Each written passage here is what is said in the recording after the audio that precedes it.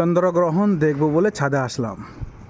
Social মিডিয়াতে post পেয়েছি কখন কোন টাইমে লাগবে। এখন বাজে রাত্রি 10টা।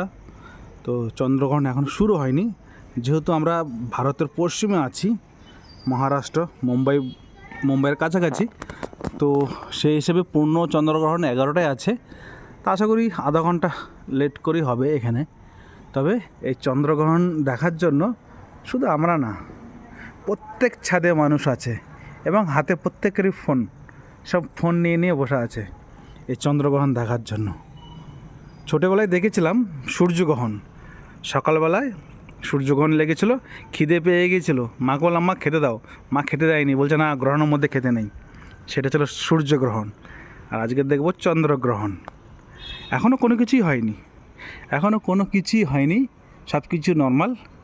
1 ঘন্টার পর দেখব এবং চেষ্টা করব জিনিসটা ক্যামেরাবন্দি করার জন্য। আর আমরা থাকি নিচে, বিল্ডিং মালিকের অনুমতি নিয়ে ছাদে এসেছি।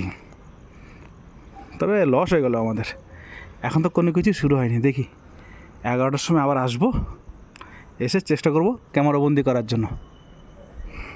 আর এই যে সব সিসিটিভি ক্যামেরা কী করছে না করছে সব রেকর্ড হচ্ছে। সব ছাদে লোক। 1 ঘন্টা পর এসে আবার চেষ্টা করব ক্যামেরাবন্দি করার জন্য।